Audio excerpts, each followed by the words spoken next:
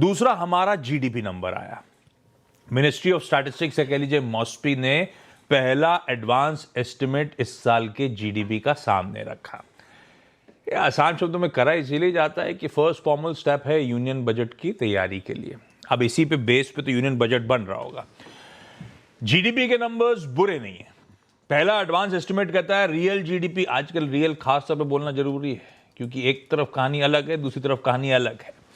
Real GDP growth 7.4% पे आई, पिछले साल 6.5% से बढ़कर। आरबीआई के एस्टिमेट थे 7.3% के, उससे बेहतर। हालांकि सीएनबीसी अनुमान कह रहे थे 7.5% के आसपास, तो अनुमान पे खरे उतरते हुए रियल जीडीपी के नंबर्स अच्छे नंबर्स हैं। और मैन्युफैक्चरिंग बढ़िया बाउंस कर रही है, सर्विसेज तो अच्छा कर ही रही है। दो खासतौर पे पॉकेट्स हैं जो जीडीपी को इस समय आपको ड्राइव करती हुई नजर आएंगी।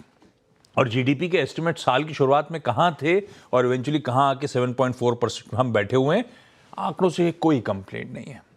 पर एक लाइन नीचे उतरी है वो है कंसर्न। नॉमिनल जीडीपी ग्रोथ केवल 8% आती हुई, पिछले साल थी 9.8%।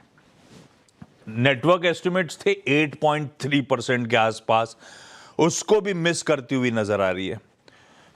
और जो बजटरी एजम्पशंस लेके बैठे थे हम लोग साल की शुरुआत में, वो 10.1% नॉमिनल जीडीपी के थे, आया एक्चुअली 8% पे है।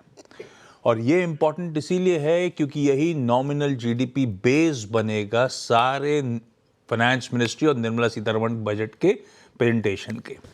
इस बेस पर नेक्स्ट ईयर के नॉमिनल जीडीपी के कैलकुलेशंस हो रहे होंगे, फिस्कल डेफिसिट के, टैक्स ग्रोथ अजम्पशन के, सब कुछ इसी नॉमिनल जीडीपी के नंबर्स पे बेस्ड है और ये डिसअपॉइंटिंग है।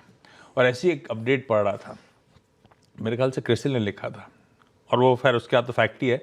2011 के बाद इस तरह का मिनिस्क्यूल स्प्रेड रियल और नॉमिनल जीडीपी का, महज 60 बेसिस पॉइंट्स का, इतना नैरो डाउन स्प्रेड कभी नहीं था 2011 के बाद। 15-16 साल बाद ऐसे हो रहा है। खैर, जीडीपी के नंबर्स अच्छे हैं on the face of it. Nominal issue था, नॉमिनल इशू है, और वो बजट से पहले और बढ़ गया है। ये है हमारे लिए वो हैंडओवर। अब आइए